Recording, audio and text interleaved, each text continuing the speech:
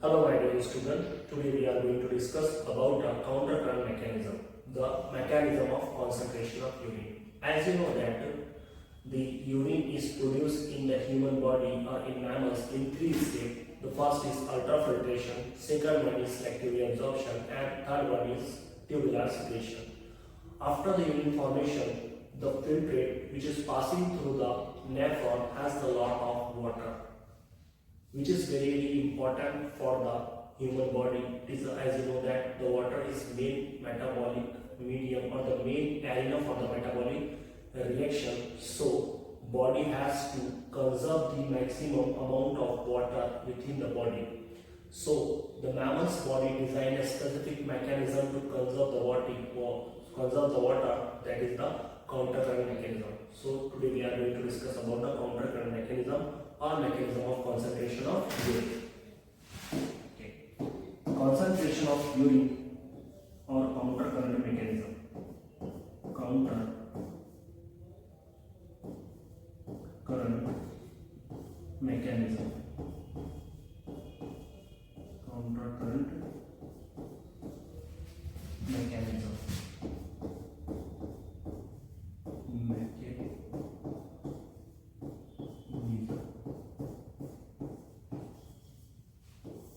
Or we can say that the concentration mechanism of concentration of urine, mechanism of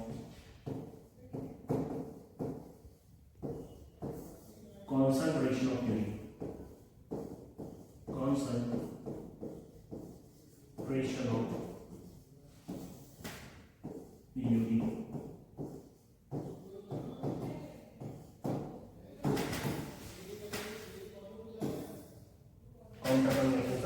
Mechanism of concentration of urine. After ultrafiltration, the filtrate is passing through the PCD, and after PCD, the filtrate enters into the loop of Henle. This is the descending limb of loop of Henle, and this is the ascending limb of loop of Henle. Ascending limb of loop of Henle has two segments. One of the segment having the narrow diameter.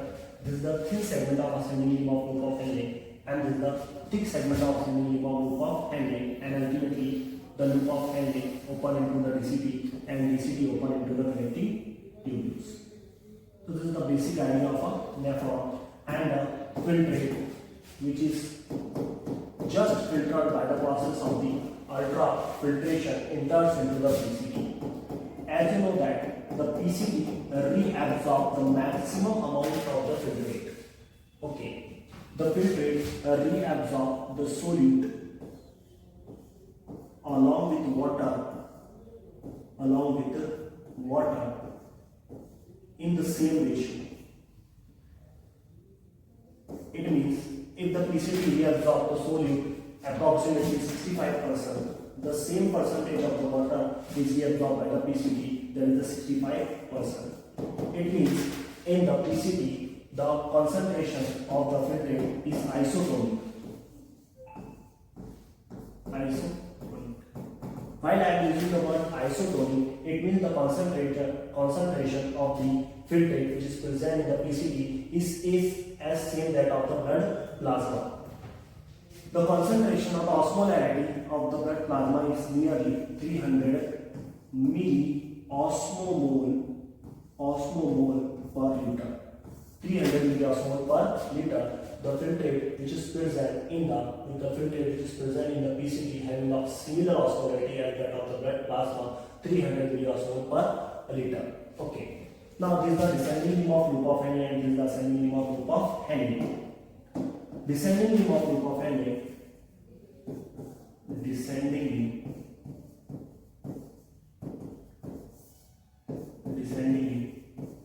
and this is the ascending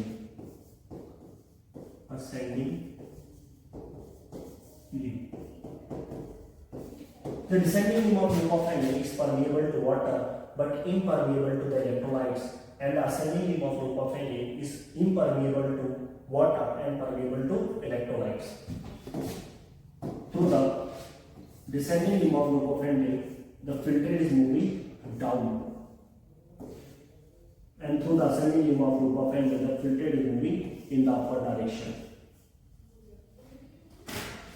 The word counter means the opposite, current means the flow. Okay, it means in the two limb of loop of Henle, the flow of filtrate is in opposite direction. It means it is a counter current.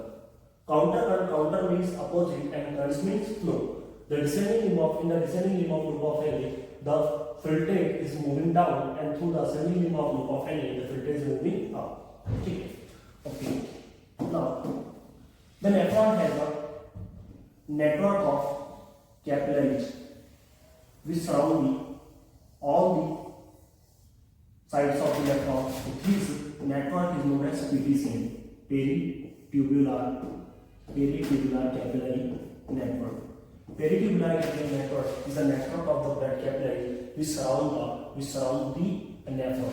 The part of the peritubular capillary network which is parallel to the loop of Henle. The part of the peritubular capillary network which is parallel to loop of Henle is known as the vasa recta. So what is vasa recta? Vasa recta is nothing but the part of the peritubular capillary network which runs parallel to the loop of Henle. Okay. The vasa recta and the loop of Henle are the two main elements of the counter current mechanism. These are the two parts of the nephron. One of them is vasa recta, other one is the loop of Henle, which involve in the concentration of urine. Now we are going to discuss how actually the urine is concentrated by the setup of the vasa recta and the loop of Henle.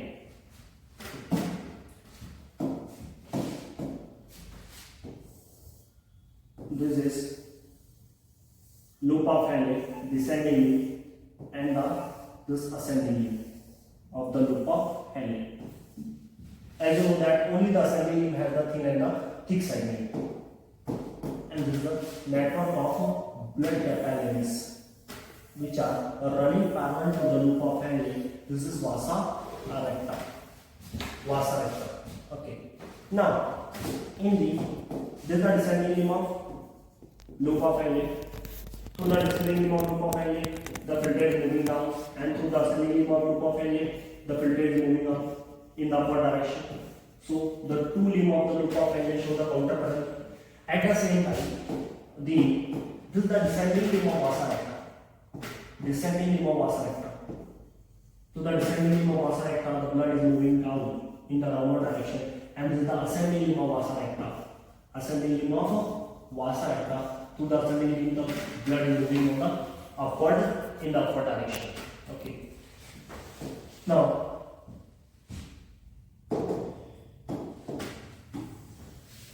the upper part of kidney is known as cortex, and the lower part is known as medulla. The lower part is known as medulla. The connective tissue which is present in the medulla is known as medullary interstitium. This is the medullary interstitium is nothing but the connective tissue. This is the medullary interstitium. Okay. Medullary interstitium. Medullary interstitium. Medullary interstitium. Medullary interstitium. Interstitium. Medullary interstitium is the connective tissue of the medulla. Okay. As you know that the two limb of the loop of Henle show the counter current, and the two limb of the vasa recta also show the counter current. This is the descending limb of the vasa recta, and this is the ascending limb of the vasa recta. Okay. Now we have to discuss how the vasa recta and loop of Henle are situated with respect to each other. The ascending limb of vasa recta, the descending limb of the loop of Henle is covered by the descending limb of vasa recta. It means when the filtrate is moving down, the blood is moving up, and the ascending limb of the loop of Henle is covered by the descending limb of the vasa recta. It means when the filtrate is moving in the upward direction, the blood is moving in the downward direction. So we are observing the three counter currents. One of them is two limb of the loop of Henle show the counter current with respect to each other, and the two limb of the vasa recta show the counter current with respect to each other, and loop of Henle and the Vasarecta also show the counter current with respect to each other. When the filtrate is moving down, the blood is moving upward direction. When the filtrate is moving into the upward direction, the blood is moving into the downward direction. The filtrate is moving down through the descending limb of loop of Henle and the filtrate is moving up through the ascending limb of loop of Henle. At the same time, the blood is moving down through the descending limb of vasa recta and moving upward direction into the ascending limb of vasa recta. So, due to this setup, as the filtrate is moving down, at the same time, his blood is moving up through the ascending limb of loop of Henle, and when the filtrate is moving in the upward direction through the ascending limb of loop of Henle, the blood is moving down through the descending limb of vasa recta. As you know that the descending limb of loop of Henle. The descending limb of loop of Henle is water permeable and impermeable to electrolytes, and the ascending limb of loop of Henle is impermeable to water but permeable to electrolytes. Okay. The most important thing is the osmolarity gradient. Osmolarity gradient, basically what is osmolarity? Osmolarity. What is osmolarity? Osmolarity is nothing but the osmotic pressure. As you know that the osmotic pressure is a function of the solute, not the solvent. The osmolarity, basically it is osmotic pressure. Osmotic pressure. And osmotic pressure is a function of solute, not the solvent. The osmotic pressure depends on the quantity of solute, not the solvent. Osmolarity is nothing but the osmotic pressure. Osmotic pressure depends on the solute. Two main solutes. First one is NaCl, second one is urea, involved in maintaining the high osmolarity of the medullary interstitium. So the osmolarity is maintained by the NaCl, and second one is urea. NaCl and the urea are the two main solutes which are involved in maintaining the osmolarity. As we are moving down from cortex towards the medulla, the osmolarity of the cortex is nearly 300 milliosmol per liter. As we are moving down from cortex towards the medulla, the osmolarity gradually increase. It will vary from 300 milliosmol per liter up to the 1200 milliosmol per liter. It means as we are moving down from cortex towards the medulla, the osmolarity gradually increases. It varies slowly, 300 milliosmol per liter, 400 milliosmol per liter, 600 milliosmol per liter, 800 milliosmol per liter, 1000 milliosmol per liter. And the osmolarity is maintained by two important solutes. First one is urea and second one is NaCl. Okay. So the filtrate which is present in the PCT has the osmolarity nearly 300 milliosmol per liter, which is isotonic to the blood plasma. And as the filter or the filtrate enters into the descending limb of loop of Henle, it has the osmolarity at that point. It has the osmolarity 300 milliosmol per liter, and the osmolarity of the medullary or the cortical interstitium is also 300 milliosmol per liter. But as the filtrate is moving down, at that point the osmolarity of the filtrate is 300 milliosmol per liter, but the medullary interstitium osmolarity is 400 milliosmol per liter. So as you know that the water always moves from the hypotonic solution towards the hypertonic solution. So the descending limb of loop of Henle loses water into the medullary interstitium to maintain the similar osmolarity as that of medullary interstitium. Okay, as the filtrate moving down through the descending limb of loop of Henle, it continuously loses the water because the high osmolarity of the medullary interstitium. As the filtrate passes through the descending loop of Henle, it continuously loses the water into the medullary interstitium because the medullary interstitium has the higher osmolarity. As you know that already knows, the osmolarity increases from cortex towards the medulla. So as the filtrate is moving down through the descending loop of Henle, it continuously loses the water into the medullary interstitium to maintain similar osmolarity. Okay. Now, at that point, the osmolarity of filtrate becomes 1200 milliosmol per liter.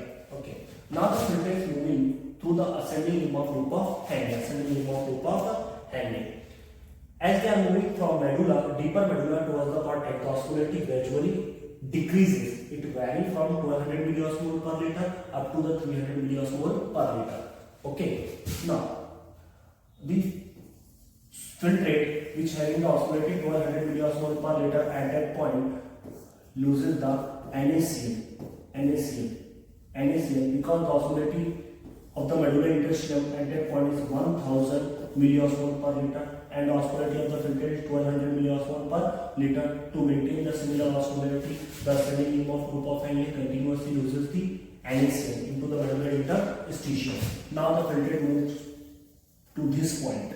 Okay, at that point the osmolarity of the medullary interstitium is 800 milliosmol per liter, but the osmolarity of the filtrate is 1000 milliosmol per liter.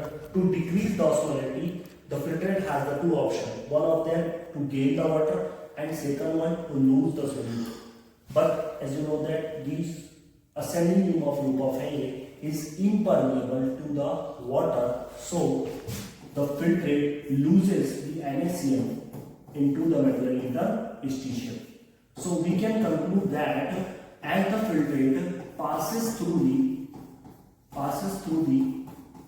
ascending loop of Henle, it continuously loses the NaCl into the medullary interstitium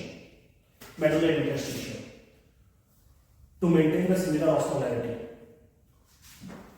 So bottom line of our discussion is, as the filtrate passes through the descending limb of Henle, it continuously loses the water into the medullary interstitium, and as the filtrate is passing through the ascending limb of Henle, it continuously loses NaCl into the medullary interstitium. The main purpose of either losing the water or NaCl is to maintain similar osmolarity as that of medullary interstitium. Okay. Now comes to the vasa recta. This is the vasa recta. As you know that the descending limb of vasa recta present on or overlap the ascending limb of Henle. This is the ascending limb of Henle. We can say that the descending limb of the vasa recta cover or present on the ascending limb of the loop of Henle. The blood having osmolarity 300 milliosmol per liter. 300 milliosmol per liter. But as the blood is passing through the descending limb of vasa recta, it has to increase its osmolarity to maintain similar osmolarity as that of medullary interstitium. Okay. Now the blood is passing through the descending limb of vasa recta. This is the descending limb of vasa recta. To increase the osmolarity of the blood reabsorb the NaCl from the medullary interstitium. Now the main question is, why the blood is reabsorbing the NaCl from the medullary interstitium? To maintain the similar osmolarity as that of medullary interstitium. Okay. When the blood is passing through the descending limb of vasa recta, the blood reabsorbs the NaCl from the medullary interstitium. We can say that the NaCl which is released by the ascending limb of Henle is exchanged with the descending limb of the vasa recta through the medullary interstitium. The NaCl which is secreted by or released by the ascending limb of Henle into the medullary interstitium, and now from the medullary interstitium it will enters into the descending limb of vasa recta. Okay, so as the blood reaches up to the this U shape or here enter, the osmolality of blood becomes the 1200 milliosmol per liter. 1200 milliosmol per liter. But as the blood is moving through the ascending limb of vasa recta, it has to decrease this osmolarity. It has to decrease its osmolarity to maintain similar osmolarity as that of medullary interstitium. So to decrease the osmolarity, the blood continuously reabsorb the water from the medullary interstitium. This is the point number 1. And it also releases NaCl into the medullary interstitium. So we can say that as the blood is moving up through the ascending limb of vasa recta, it continuously loses the NaCl into the medullary interstitium and reabsorb the water. Now we can conclude that the water which is released by the descending limb of Henle is exchanged with the ascending limb of vasa recta. And at the same point, the ascending limb of vasa recta releases the NaCl into the medullary interstitium, and this NaCl ultimately maintains the high osmolarity of the medullary interstitium. In this way, the water which is present in the filtrate moves to the medullary interstitium and ultimately enters into the blood. Okay. The last part of this countercurrent mechanism is urea recycling. One of the important contributor of maintaining the higher osmolarity in the deeper part of the medulla is urea recycling.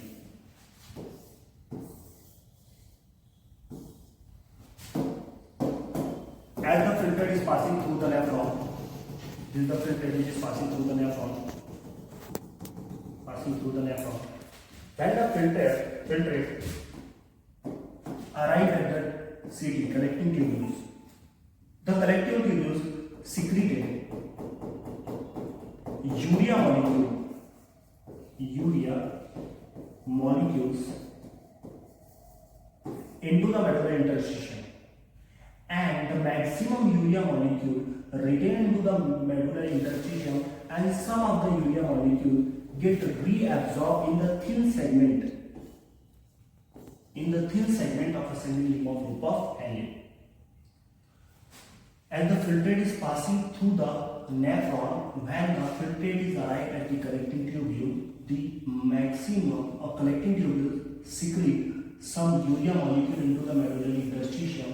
Some of the urea molecule get reabsorbed into the medullary interstitium and maximum retained in the medullary interstitium, which contribute to higher osmolarity of the deeper part of medullary interstitium, that is 1200 milliosmol per liter.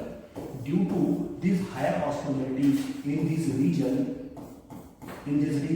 the collecting tubule releases water into the deeper parts of the medulla and ultimately concentrate the urine. So we can say that the high osmolarity in the medullary interstitium is responsible for the concentration of urine.